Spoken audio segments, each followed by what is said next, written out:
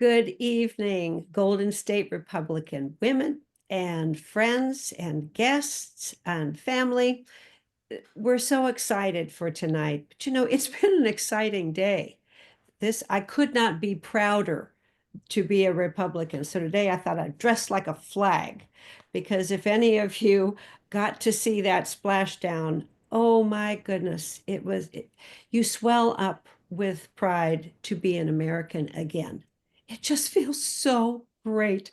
So welcome you to be here tonight. We're excited to be here tonight with our wonderful guest. And I do thank our team who always does a wonderful job. There's a lot of work that goes behind these. And so I want to thank Sherry Gillis, our webmaster, and I want to thank our vice president, first vice president, Gretchen Cox, second vice president, Karen Contreras, and they're going to help field the questions. So there will be, and I know you all look forward to that time when we get to ask our guest and have that Q&A because it reveals a lot and we are all very interested in each of their stories. But tonight is an especially gripping story. So I'm glad you are here to join us. I'm going to turn it over to Gretchen Cox, who will take care of the rest of the evening and introduce our special guest. Thank you, President Janet. Hi, everybody. It's so nice to be here with you. Thank you for joining us tonight. I am really excited to be bringing you this guest that we have tonight. Before we get to him, though, I want to make a couple of quick announcements. First of all, a couple of save the date items. Please mark your calendars on April 22nd. That will be our next Zoom, and we will have gubernatorial candidate Sheriff Chad Bianco as our guest speaker that night. That will be at our usual time of 6:30 on April 22nd. After that, the following month, May 16th and 17th, you should have been receiving save the dates on this already. That will be our first in-person conference for Golden State Republican women as a board meeting conference. It is for all members to attend. We hope all of you will be there, or as many of you as possible, and sort of participate in the operation of the organization and talking about our future. And we'll have some wonderful speakers. You will be seeing announcements coming out beginning within the next few days of our speakers list. The event will be held at Harris Ranch in Coalinga. We got a great room rate. So once you see the new announcements coming out, please be sure and book your room quickly because we did get a great rate on a limited number of rooms. So you don't want to miss out on that. And it will be a Saturday event. Go all day Saturday or half the day Saturday and into Saturday night for a nice dinner. And then we will have a prayer breakfast Sunday morning and before everybody heads home. So there will be lots of good conversation and some great speakers. So please save that date. That's the weekend of May 16th and 17th. So, as usual, I just want to remind everyone to please keep yourself muted when we begin our program tonight, so we aren't distracted by any background noises. If you have questions, and we hope you will have some questions for our guest, please put them in the chat section of your screen, and Karen Contreras and I will take care of the questions for you. Without further ado, I am going to introduce our speaker, Derek Kinnison. Derek is one of a number of people from Southern California who went to Washington, D.C. in January of 2021 to publicly protest the outcome of the 2020 election. That protest, as you know, was on January 6th. What happened to Derek after that is a real-life nightmare. Although he never entered the Capitol and never interacted with police while he was there in Washington, he was invaded by the FBI on February 19th of that year and taken into custody. Ultimately, he was convicted on various obstruction of an official proceeding charges, as well as 2 misdemeanors. He was one of 4 Southern California men sentenced to 33 months in prison. He was one of about 1,500 people pardoned by President Trump this past January. He's here to tell us his story. Welcome, Derek, and thank you so much for being here to share with us this evening. And you are currently on mute. There you go. Yes, thank you. Thank you guys so much for having me. It's just really great to have an opportunity to share my story, especially with so many from California. You go right ahead and Derek, tell us about the events of that day, what you were doing, what you saw, and then what happened afterwards. Okay, cool. So yeah, let me just start with a quick introduction. Again, my name's Derek Kinnison. I'm from Lake Elsinore, California, California native. Grew up in Riverside, so pretty much haven't ventured too far from home, except for 4 years ago when I went to DC. I small business owner. I have a beautiful wife and a beautiful 16-year-old daughter who was 12 at the time.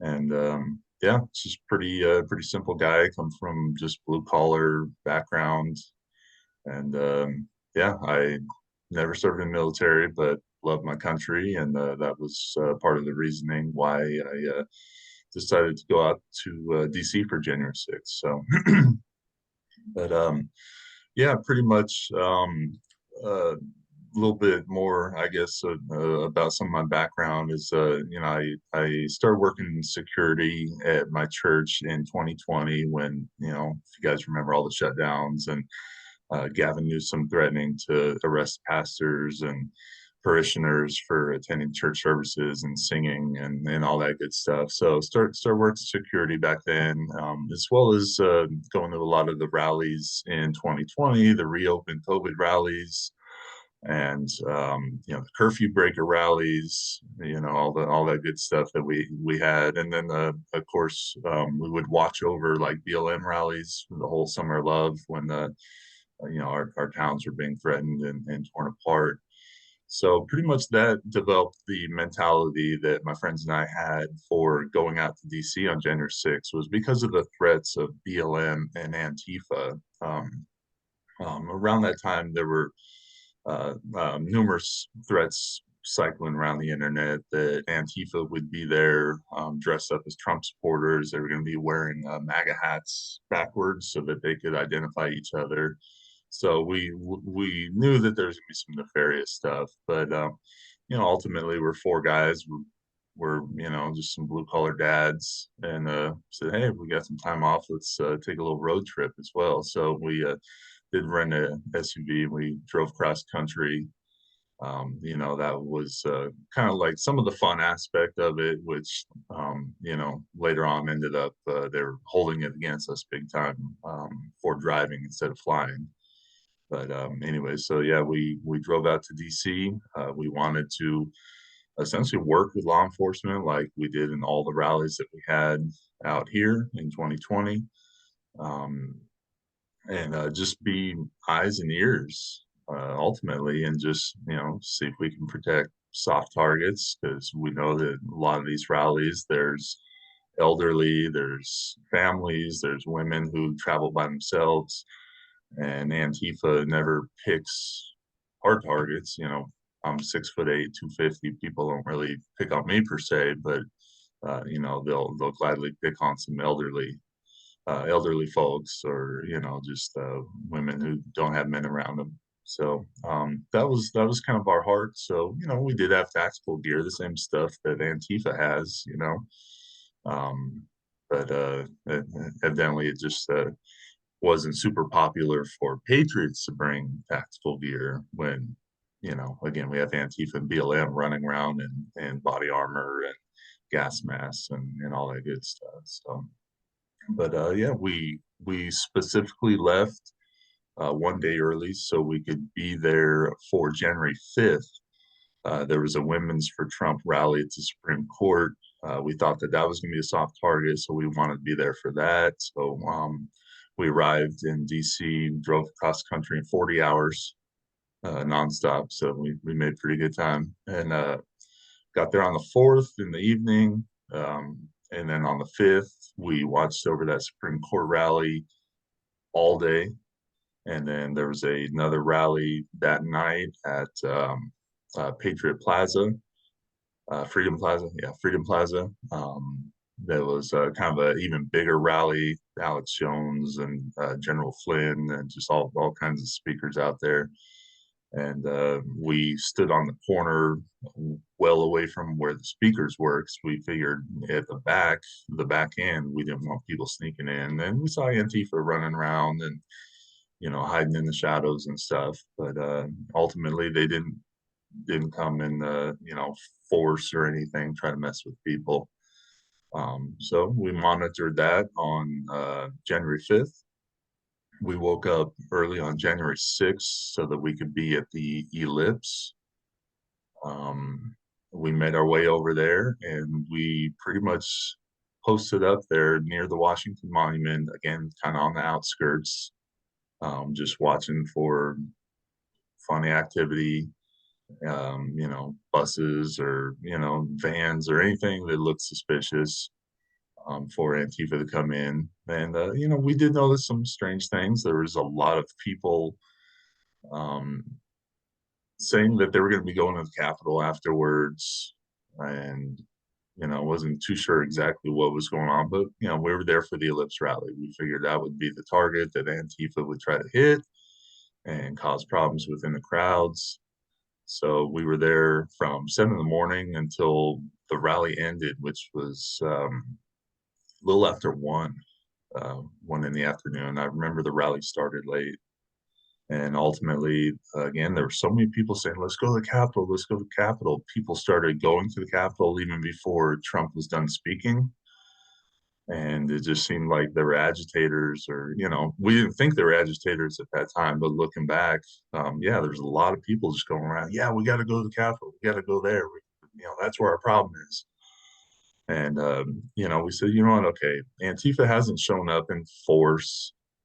We were here for the Ellipse rally. So we decided, okay, the Ellipse rally is pretty much wrapping up. Thankfully, there was no major problems that we saw. So we figured we would go back to our hotel. Again, we're Southern California guys, so it was very, very, very cold that day. We were freezing. So we'll go back to our hotels, get hot showers, take naps, wake up and get a steak dinner and just go do tourist stuff that night. So that was our plan. So once the rally ended, we headed the opposite direction of the Capitol. We were trying to go to the metro station, make our way to the hotel. And we got calls from other people that we had met that Antifa was messing with people at Freedom Plaza. So we stopped, walked back a couple blocks, regrouped, started heading towards Freedom Plaza, again, not the direct route to the Capitol. And then as we got in a couple more blocks, then we heard that Antifa had been breaking into the Capitol and causing problems. So we said, okay, I guess we're going to the Capitol. So it was then that we made the decision to go to the Capitol. And we arrived at the Capitol a little after right around 2:20. And Capitol had already been, all the signs had been taken down, and people were up on the lawn, and people were up on the terrace of the Capitol, and there's just all kinds of stuff going on. It was chaos. We didn't know who was good guys, who was bad guys. Was this Antifa? Was this patriots that are mad? Was this cops that are going crazy? So it just became a very, very chaotic scene. As soon as we walked up towards where the scaffolding was, the police fired CS gas into the crowd, which is very, very, very harsh chemical. Just feels like it just takes the air out of your lungs. So we got hit with that, and we split up. We lost a couple of our guys that we came with, and pretty much after that, heard that one or two of the guys had went up on top, so we're trying to regroup. So we made our way up top, and I stayed on the west terrace of the Capitol on the outside of the building for the remainder of the afternoon, pretty much. Um, saw open doors, saw people going in and out. Looked at my buddy, and we decided that that was, probably not a inviting, welcoming situation. So we had the opportunity. We made a choice not to go inside, and we ended up just helping people out. I had a full, huge backpack. It was a trauma pack, and we were helping people that got their heads busted with batons, rubber bullets, a lot of pepper spray, pepper balls. They were shooting them out of paintball guns. Um, just abrasions, just all kinds of stuff. So ended up we kind of set up a little triage area. A lot of people were pepper sprayed, so we had baby wipes and eye wash, and set up kind of a little quick and easy in and out.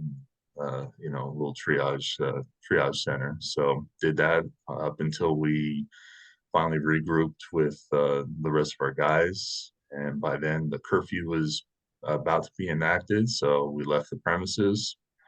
So basically, I did not enter the building. I didn't fight with anybody. I didn't steal anything. I didn't break anything.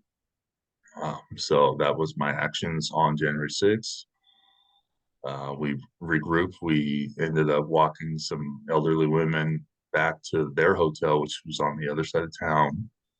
And then we had to find out if the metro was still running, because the curfew was then enacted, and our hotel was 2 miles away. So thankfully, we were able to jump on the metro, got back to our hotel, and headed back to California the next day. We drove home, made it home in a couple more days. I believe we got home on the 9th. And I figured that it was a crazy day. Bad stuff happened. 4 people died that day. I don't know if everybody's aware of that. Everybody knows about Ashley Babbitt, but there were 4 people who died that day.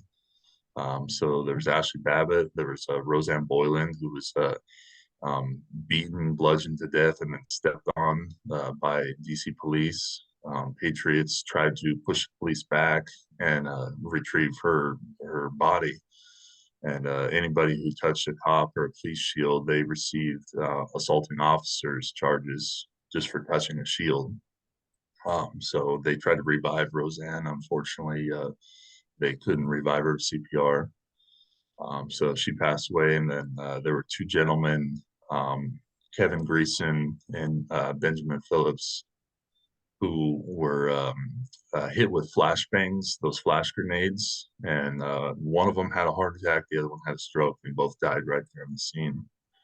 And there were a few people who were just badly hurt by police. There was Victoria White. She was beaten in her face with a baton on camera by DC police officer Lila Morris, who has never been charged for brutal beating.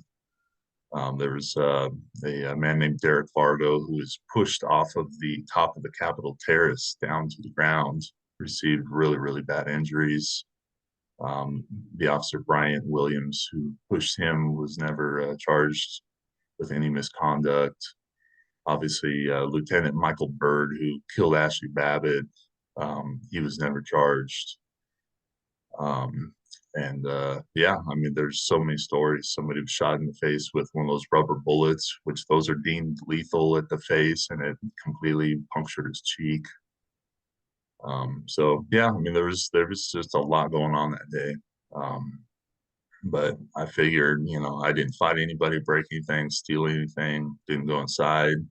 So I wouldn't have anything to worry about. One of my friends did go inside for about 2 minutes and 38 seconds. So I figured he would probably get talked to about it. And maybe they would try to ask us. But, little did I know that February 19th, 6:02 in the morning, my house was raided by the FBI. And it was basically like a no-knock. They didn't breach my house. I was out of my three other friends. I was the only one who didn't get my house breached because I woke up to them shouting for me to come out. And my daughter was 12 at the time. She was home during the raid. I peeked out the window, and I mean, it was a full blown, my whole street was filled up with tactical vehicles, battering rams, these tank-like vehicles with gun turrets on the top, and guys standing through the roof with, body armor. I mean, guys that look like soldiers pretty much. And I peacefully went outside, stuck my hands out first. They started screaming contact front, which I just learned from a Navy SEAL that contact front means that it's an enemy combatant and you're supposed to use deadly force.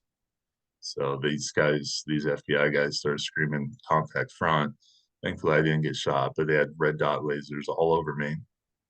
Um, I went out peacefully. They cuffed me, sat me on the curb. They called my daughter out by name. She came outside, and I asked them to keep her warm, and which they did. They put her in a running car that was next to where I was sitting, across the street from my house on the curb. I was handcuffed. I explained to them about my two little dogs wouldn't really be a problem. And then they sent this robot with tank tracks into my house. It's the robot that has the little arm that opens doors. And I remember seeing that. I'm like, man, they don't need that for me. This is for bad people. This is for bad guys. I'm not a bad guy. But they send this robot in, and then they cleared the house, and people are going in and out of my house. And I had some soldier looking guy says, "Where's the keys to your RV?" And me knowing a little bit about something, I know they need a special warrant for an RV. I said, okay. I said, what for? And he's like, give us the keys or we're gonna rip your effing door off. I said, look, I'm not trying to be trouble, but I don't know who you are and I don't know why you're here. And he said, we have a warrant. Now give us the keys, we'll rip your effing door off. I said, okay, I'll tell you where the keys are. I said, can I see the warrant? And he said, it's not here yet. I said, excuse me, how can you be raiding my house and you don't have a search warrant on site? He's all, you'll get to see it. I said, okay, I would like a Riverside County Sheriff deputy here for my representation. And he looked at me and said, that's not going to happen, and walked off. So, long story longer, the FBI ended up kind of taking over for the SWAT team once they deemed that there's no dangers for them. I refused to give a statement to the FBI. I was actually not under arrest that day. It was merely a search warrant. They wanted a statement from me. I did not give it to them, though they kept trying after I told them I was not going to answer any questions. They searched my house. They confiscated a bunch of property, my daughter's laptop, my cell phone, and my Patriot flags and patches and all my tactical gear and stuff.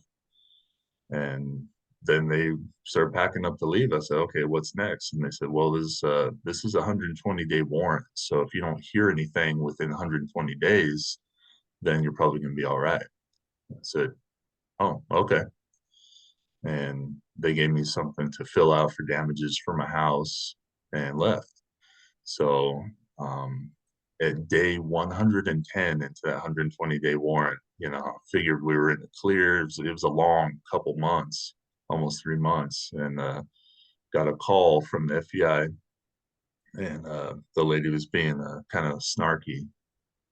She said, "Hey, do you remember when we raided your house and you said that we could have called?" I said, "Yeah." She's all, "Well, this is your call. You're under arrest. You're being federally indicted." So this was June 19th, 2021. And I was literally in my work truck getting ready to head to a job where I had a helper meet me out there in Temecula. I said, "Well, I got work today." They said, "You need to cancel your work. Don't make us come find you." And I had half a notion just to go do my job that day. But I'm like, you know what? If I leave, they're just going to raid my house again and my family's home. So I had to cancel my work, called my customer 15 minutes before the job started, and had to do a self-surrender in Riverside at the FBI field office. So I did the FBI field office, and I ended up bringing them pocket constitutions when I self-surrendered, because when they were raiding my house, they pulled all my box of pocket constitutions off of my shelf and put them on the floor of my garage so they could take a picture of them. And I just thought that was weird. That was such a weird angle. Why would the FBI be looking at me sideways for having pocket constitutions? So, I'm a bit of a smart aleck, so I tried to hand them pocket constitutions when they were arresting me. Um, basically, I was indicted on June 19th, 2021. They did not seek detention, so I was processed and released that day at the U.S. Marshal's office in Riverside, and I was on pretrial release for basically almost 3 years. So I denied all their plea deals. Thankfully, all my co-defendants denied the plea deals as well. It's very easy to take a plea deal, but I knew that I did nothing wrong. My friends didn't do anything crazy, and we all stuck together. So they offered me felony plea deals for basically like 5 to 7 years. I denied those plea deals. We took it to trial. Trial started, I think it was October 11th, 2023. So the trial lasted 3.5 weeks, and the trial was in Washington, D.C. So that the trial, I hired a private attorney, all the travel and staying in, D.C. and Virginia for 3.5 weeks. That was all on me. It was a 4-defendant trial. The jury had 18 decisions of guilty, not guilty to make. And the jury deliberated for 2 hours and 45 minutes, including lunch and picking a foreman. And they turned in all guilty verdicts on all 18 decisions they had to make. So, it's pretty short deliberation, just liberal DC judges, liberal jury. We ended up not being taken into custody at that time, which was good. None of us had any violent charges or anything like that. So we remained on pretrial supervision, and we were set up for sentencing back in DC April 19th, 2024. And most of the time what they do is they will release you from sentencing and give you a self-surrender date to your location where you're going to do your time in prison. So similar cases, as well as another guy that was loosely associated with our case with the same charges, everybody got self-surrender. So we're like, okay, we're going to go out here and we'll probably get a self-surrender date sometime in May. So we flew out for sentencing April 19th. We showed up in the courtroom. There's 4 defendants and there are 4 U.S. Marshals in the courtroom. So I said, okay, this doesn't look too good. The government was asking for 96 months. So yeah, 8 years in prison because we denied their plea deals. They were kind of mad about that. So they wanted more time. And thankfully, we had a lot of people praying for us. Well over 1,000 people were praying for us across the country.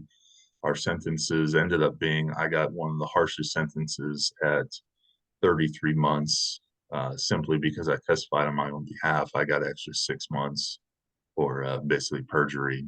They say if you testify and the jury doesn't believe you, then you perjured yourself, you lied. So I got 33 months, which is still a lot better than 96. But they ended up taking us into custody right then and there, which was kind of a really, really big shock. So in doing that, though it was a great learning experience, we got taken into custody. We went to the DC jail, which they dubbed the DC Gulag, sat in solitary confinement, just me and one of my co-defendants in a very small cell for a week. And then we were moved into the January 6th pod.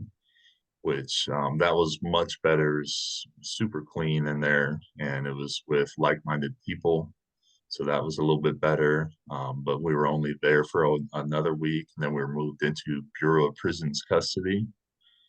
So we all were moved to Philadelphia at a detention center, which is for like pretrial defendants, pretty much. So it's not like a prison, it's more of a transit facility for us. Stayed there for 6 weeks. Then I was flown to Oklahoma City, which is a specific transit center. I was there for 2 weeks. Then I was flown all over the country and then landed in Victorville. And I did 2 months in Victorville, um, which it was a transit center, a transit pod again, but it was pretty much operated like a penitentiary. We were locked down most of the time, and it's pretty harsh conditions. And then my final destination was Lompoc, um, California, and basically um, how easy and minor and nonviolent of my crime. I had custody level points for basically a camp. So I had camp level points, and camps do not have fences around them. They basically, it's like an honor system. They have signs that say out of bounds, turn around. So Lompoc has a camp. You can work, get jobs, things like that. So I'm like, okay, cool. I'm going to camp. Well, show up to Lompoc on a bus, and I was placed in a low facility, which has fences and all that good stuff. And I said, well, why am I not going into a camp like my points say? And they have like a special investigative service in the Bureau of Prisons. And this SIS officer said, it's because you're a DTO. I'm like, what is a DTO? He said, you are a domestic terrorist operator.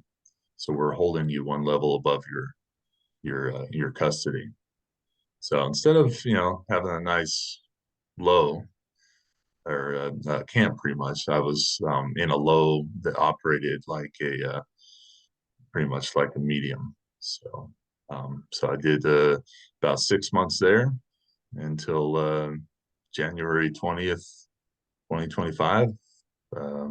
Received that pardon. My family was already out there. We actually had a visit that day because it was a national holiday. My wife and daughter, they had all the faith in the world, and they knew that they were going to be bringing me home. I wasn't so sure. I figured it'd probably take some time, but yeah, got to leave that day, and it was a beautiful thing. So that's kind of a lot of it in a nutshell. I do want to answer a lot of questions for you guys, so you guys feel free. Thank you for sharing that information with us, Derek. It just sounds like such a nightmare. Like Oh, I can only imagine what it had to have been like. First of all, having the FBI show up at your house in your neighborhood in the middle of the night and everything you went through that night, and then 110 days later to find out that you are in fact being charged and just being so out of control. So we do have a number of questions here. So Karen and I just so everybody doesn't get bored of one person doing it, we're going to share the questions. So I'll go ahead and take the first two, and we'll just each do a couple and then trade off. So when you were at the January 6th the event itself, at what point did you feel like things were really getting out of control? And were you concerned about there being any repercussions for you or your friends? I mean, pretty much once we got to the Capitol, because we were very late to the game of getting there. So once we got there, I mean, it was already kind of getting out of control. As far as repercussions, again, I had one friend who did go inside, and it was funny but not funny. But someone from his work sent him a picture of him inside the Capitol, and it was this picture that was just like him, like away from all the crowd. And that picture was half screen with Tucker Carlson and Judge Jeannie. And he's like, oh crap. And his work's It's the one so time you don't want to get famous. yeah, so I'm like, okay, he's gonna get talked to, he's gonna answer for that, and they're probably gonna question us. So that was my thinking. But the rest of everything out there just felt like an out of control rally, but not that much different from the rallies that we watched over during the Summer of Love. So I never thought that I would be in any sort of trouble, especially felony trouble, you know. Sure. At any point during that rally or that situation, did it ever cross your mind that some of the people who were there in the guise of officers or authority were maybe not real officers or not who they were portraying themselves to be? Did you feel like there was any in I guess I hate to use the word infiltrators because that sounds so conspiracy, but did you feel like the crowd was who you thought they would be? I don't know if that question makes sense. It Yeah, seemed to me no, watching it on TV at the time that there was so much weird stuff going on because so many officers were opening gates for people and opening doors for people and practically inviting them in. And then we find out later that there's probably a lot of those people, a lot of FBI people that were put in there sort of to instigate stuff. So I'm wondering if you got a sense of that at all at the time. at the time, I would say no. And as far as like officers opening the gates and the doors and stuff, again, that all happened before me and my friends got there. And we just happened to walk up on the west side of the Capitol near the scaffolding, which was like the most violent side. So the whole surrounding areas of the Capitol was peaceful. So we just happened to walk up on the side that had a lot going on. Didn't partake in that, and it was just a small portion of the crowd and the police. And just further back, more towards the street, there was hundreds of thousands of people that were not doing anything. So there were some people, squabbling with police. Now, I didn't go there to fight with police. That's not my MO at all. But through the 2 prior days that we were there, we noticed that the police are nothing like my Riverside County Sheriff deputies that I'm used to dealing with around here. We talk to those guys all the time. We help those guys. DC police wanted nothing to do with us. They're treating us like we were very, very bad people. So, again, there were a lot of people who were charged with assaulting police officers, which I'm not one to advocate for anything like that. But a lot of the charges were simply touching a police shield, or if your flagpole, if you turned and your flag, covered an officer, you would get an assaulting officer's felony charge for that. So a lot of people did witness police being very, very violent and brutal to other patriots or protesters, and that's when your normal average Joe person would start to react. So I'm going to ask you one more quick question and yeah. then let Karen take over.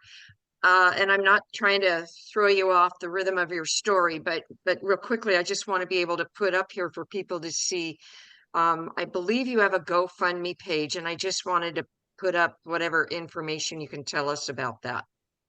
Yeah, so actually GoFundMe is communist. There are a bunch of communists over there. So it's actually Give Send Go, which is Oh, the uh, Give, the Send, the Go. I'm sorry. the Okay. Christian version. Yeah, the Christian version of crowdfunding. So it's Okay. just my first and last name. It says Christian Patriot Legal Fees on there. And I have been truly blessed with that. I will let you guys know that I actually still am. I'm not fully out of the woods with everything. Criminally, I'm out of the woods, but August of 2022, I was slapped with a civil lawsuit And I was like, okay, they must be just suing everybody who's been charged with January 6th. But it was a civil lawsuit with 34 defendants. And literally, it's 34 defendants ranging at the very top of the list, Donald Trump. And the last four names on the list literally are me and my friends. So we're actually co-defendants with Donald Trump and all the Oath Keepers and the Proud Boys and all that stuff on the civil lawsuit. So I am still battling that. Okay, thank you. Karen, would you want to take a couple of questions? Sure. Yeah.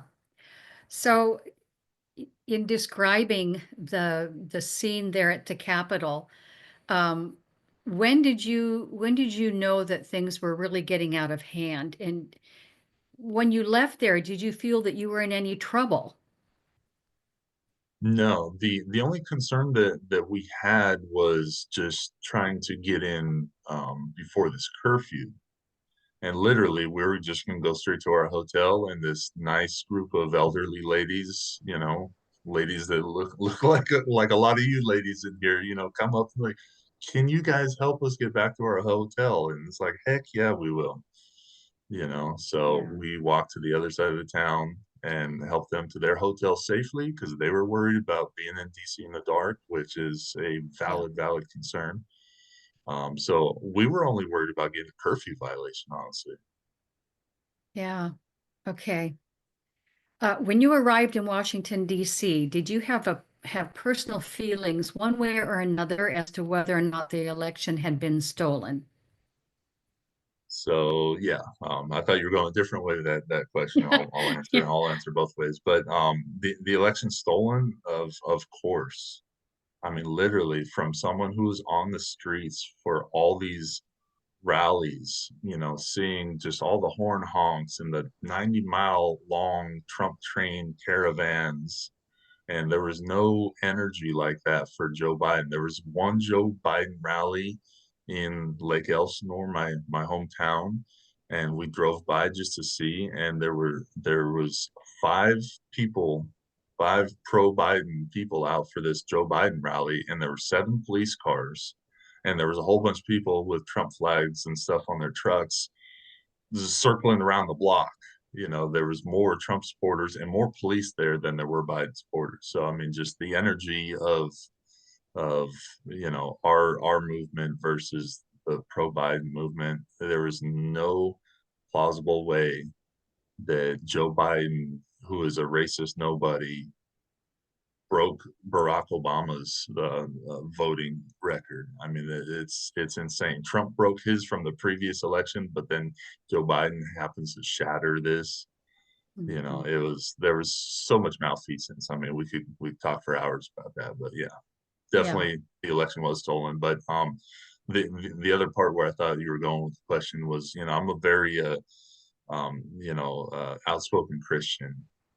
And as soon as we got to DC, you could feel just the spiritual heaviness in Mm. that town. And I wasn't as strong of a Christian back then as I am now. So now I think I can deal with it a lot more. But the whole time we were in DC, it just had me on edge because of just the darkness there. So yeah. Yeah.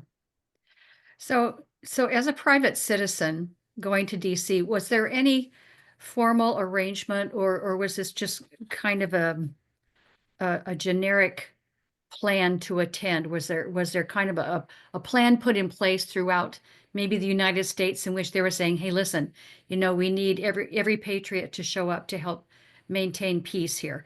Was there anything like that, or was this just a decision that you and your buds made to get over there and to help out? This was four dads that wanted to go on a road trip with each other, get to know each other. There's so many jokes involved in it, and there were jokes all through our indictment. You can read our indictment. There's jokes in there, and there's jokes all through trial. And but the left has no sense of humor, so they didn't get our jokes. But yeah, like one of the jokes that one of my buddies is very OCD, and he's very proper, and he's like, so if anybody has to fart, you immediately apologize and roll the window down.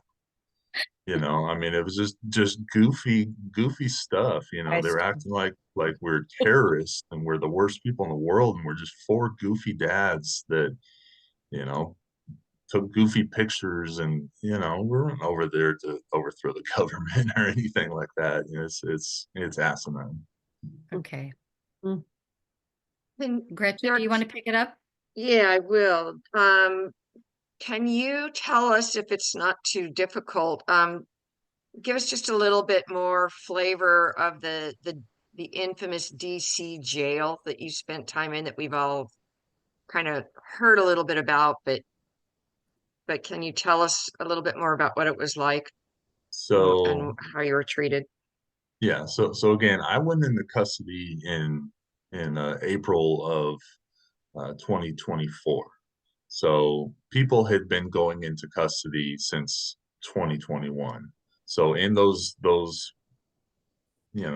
years, a lot did change for the better in DC. So when we got to DC jail, basically because of the color of our skin, we had to be put in involuntary protective custody. And basically, we said, no, we can go general population. They said, no, they will kill you guys. So we're going to put you in involuntary protective custody. So we were thrown in, they call it the SHU, the SHU, the segregated housing unit. It was a very small cell. And this was just until we would be processed and then moved over to the January 6th pod, because over the years, just so much had happened, and there were horrible things, and people being on lockdown for weeks and weeks and weeks, that through people like Marjorie Taylor Greene and Louis Gohmert, Matt Gaetz, and Troy Neals going down there and just raising Cain, got a lot changed in the DC jail system. So all the January Sixers got their own pod where they could walk around like it was general population. But basically, we were put into protective custody for a week. We got in there Friday night, April 19th. As we're going through getting processed, we were in this room with a bunch of chairs, just getting processed, and blood tests, all kinds of stuff. There were people throwing up all over the place, and I looked at one of my buddies. I'm like, dude, why is everybody puking? And he's like, dude, they're coming down off of drugs. I never did drugs, but my friend's a nurse, so we did that. Then they took us into our cells, and I ended up being in a cell with my friend, the nurse, which was cool. Yeah, our other two friends were in the cell next to us. We couldn't hear each other or see each other, but well, we could hear each other. I'm sorry, but we just couldn't see each other. And we were locked in that cell from Friday night until Monday night. Hmm. And Monday night we were let out for 1 hour. So we had 1 hour of what they call rec time. So in that 1 hour is when you make your phone calls and when you take your showers. So we were in this cell. The cell was disgusting. I'm not going to go into details about the bodily fluids and stuff that was all over the walls. But it was vile, disgusting. The showers were disgusting. And because we had just gotten there and we couldn't get commissary or anything like that, we had to put trash bags around our legs to take a shower because we didn't want to touch the floor. So I spent a week in there, and basically we were locked down for 23 hours and out for one. So they call it 23 and one. Our rec time again was at 9 p.m. So that was when we got out. But thankfully, that's East Coast, so it was 6 p.m. back home, so it's perfect time to call my family. But yeah, we did that, and then like I said, once we got over into the January 6th pod, those guys in there kept us like immaculately clean. That whole pod was clean. It was definitely the cleanest place I'd been to after that. Oklahoma City was close second, but yeah, a lot of the other places were pretty bad. Lompoc, we were in a 100-year-old military barracks. There's 4 types of mold, 3 types of flies, maggots. Ugh. It was pretty disgusting. At what point did you obtain legal counsel? Did you have it from the once you started, once the raid happened or not? I remember you said something later that you got some, but Yeah, so after the raid happened, I talked to I don't know if you guys are familiar with Bob Tyler and Advocates for Faith and Freedom. It's kind of smaller version of like what Brad Dacus does. Mhm. Um, so I unfortunately, they couldn't pick it up under the nonprofit because it wasn't a religious battle, but I did obtain a Christian defense attorney who works with Bob Tyler. My attorney, a Romanian Christian immigrant, Nikolai Kosis. So I hired him as a private attorney. I didn't hire him until the day we got indicted. So I did talk with him, and I remember talking to him for a couple hours after the raid. And I said, "Look, here's everything. Here's everything. I'm affiliated with this little patriot group, blah, blah, blah. I do own firearms. I didn't bring firearms to the Capitol, but, we brought stuff with us in the car, blah, blah, blah, and laid everything out. And at the end of it, he slides me his card. He's been doing law for 25 years. He's all, dude, I think you're all right, but if you hear anything, call me. And then, sure enough, I get this federal indictment with 3 felonies, 2 misdemeanors. So I did hire him that day on the way to the FBI office. Hey, I'm ready to hire you now. okay. Karen, you want to take a Yeah, couple? Derek, I want you to, this isn't a question, but I remember you saying at the tea party that you and the other guys, you were all together and that you communicated with each other. And I think there was some singing or praying. Do you remember, do you recall talking about that? Um, are you talking on N- January 6th or No, no, it was when you were in prison. okay. Yeah, so I was yeah, in when we were in the January 6th pod, it was awesome because they sing the national anthem every night at 9 p.m. Lovely. Yeah, so and they do it on the live stream. So we got to sing with those guys and just, you're in this triangle shaped concrete pod, 2-story, and just the acoustics were amazing. And yeah, so we did get to sing the national anthem every night with those guys. We did some studies pretty much every day. There was one young man who held church on Sunday, where he would actually write down song lyrics on a piece of paper because we didn't have a copy machine. So he'd copy them by hand. And I mean, it was really, really amazing. So did have some great experiences. We had a great Bible study that we kind of helped kick off in Philadelphia. And I did hear from another J6er who went through there a couple months after I left, saying that, they were very thankful that we came through there and we left a good impression. Everywhere I went had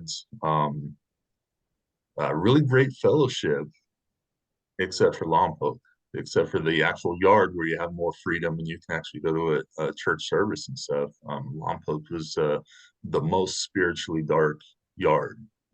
And in a lot of ways, it reminded me of that darkness that Washington, D.C. had. Yeah. Kind of a Paul and Silas moment there, huh? Yes. How has this experience impacted or changed your life? I know this is a really weighty question, but just briefly, is there really one important thing that stands out to you? I definitely have trust issues with people. That's the biggest thing, like I can't help looking at all these names on here. I'm like, okay, someone's a FBI informant on here or whatever, Hmm. but so I mean some stuff has changed for the worse, but I think a lot more has changed for the better. In the 9 months I was incarcerated, I pretty much read the whole Bible, minus a couple small books, Old Testament, but went through like the Book of John like 4 times. Went through the whole New Testament 3 times, Psalms and Proverbs twice. I mean, just a lot of just big time studying and a lot of fellowship with other Christian brothers. So my faith definitely has grown a whole lot. But yeah, just definite trust issues, and it's almost like, if I can compare like my love for my country is compared to like a marriage, it would be like you love your spouse, but your spouse just committed adultery on you. Mm, That's kind of, like the government gave me a pretty black eye. yeah, yeah.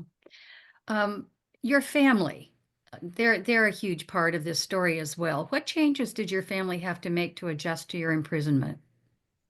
A lot of growth, you know.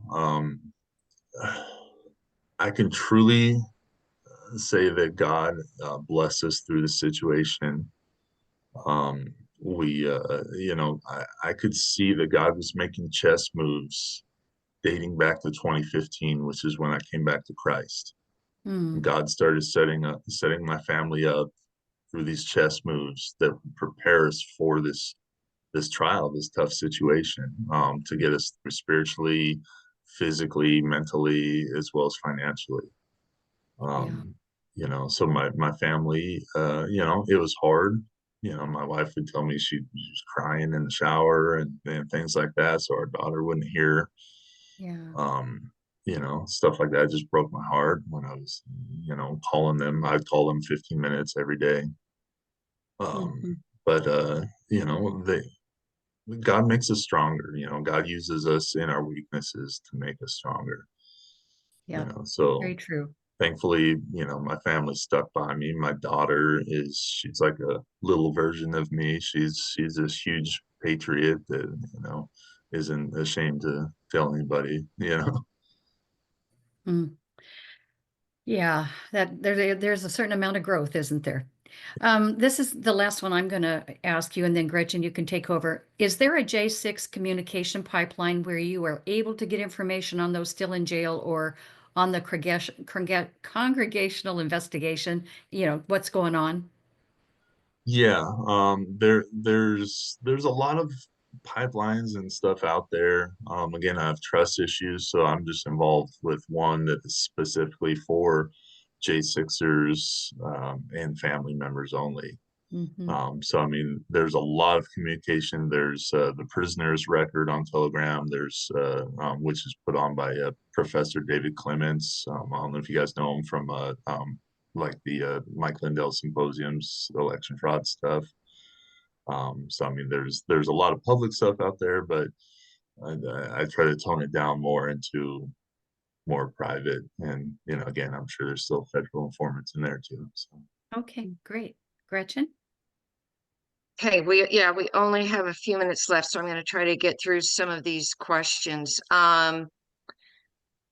Is there um any repercussions that you're aware of for any of the police officers who actually attacked people in the crowd that day? Have you heard anything about that, or do you know, or are you hearing anything about that at all, or is it all just hitting those of you who were there to fight for President Trump? Not fight, Yeah, but stand up for.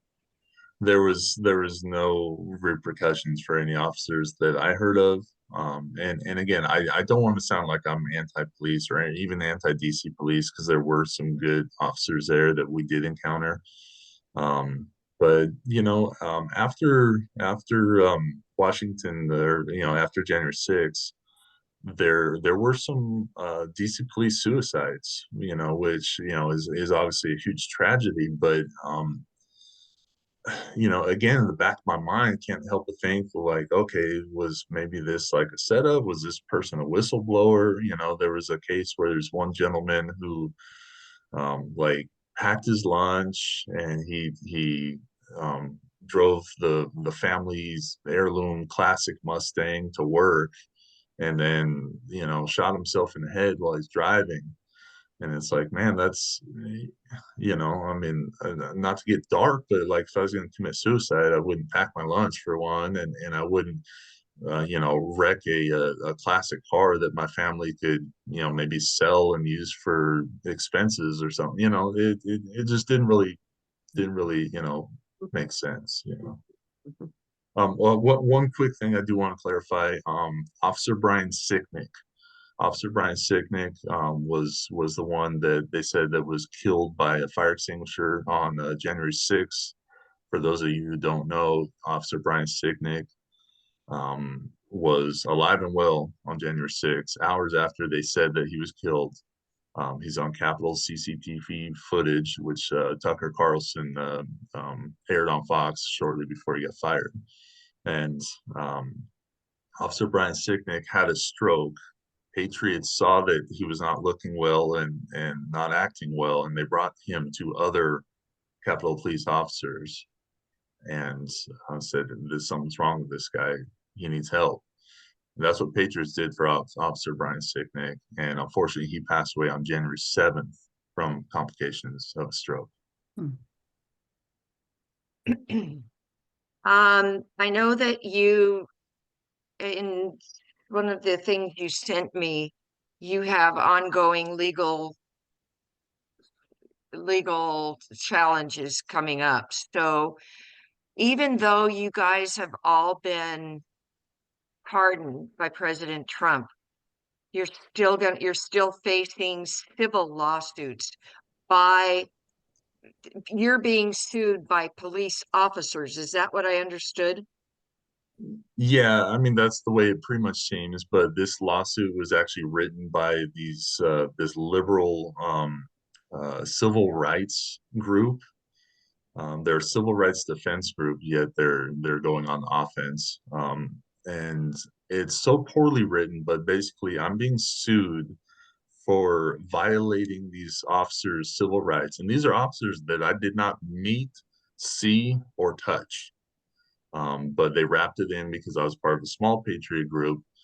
And basically, they're saying that I violated their civil rights under the 1984 Ku Klux Klan Act. So they just got to throw some KKK stuff in there, you know, some verbiage in there. You guys can read the lawsuit. It's called Smith v. Trump, Conrad Smith versus Trump, and it's 70 pages of utter BS. But I'm being sued. They did a press release on this lawsuit. I wish I had seen the press release before I hired an attorney for that, because basically the press release said, "Hey, we hate white people. These are a bunch of white supremacists, and we don't care if we get any money out of this lawsuit. We just want to make all these stupid white supremacists go broke and tie them up in court and bleed them dry with legal fees." So I wish I had seen that before I retained the first attorney for that. Right. For that. We're going to have to wrap this up because we're a little bit over, and we do try to be respectful of everybody's time. But I'm going to ask you this real quick. Sorry, Janet. Is there is anybody in the Trump administration working to help you with any of these additional charges or these lawsuits? No, right now I don't have any representation on this legal battle. That's shocking to me. I would think that they would. Okay, we are going to have to wrap this up, and I want to thank you so much for being here and sharing your story with us.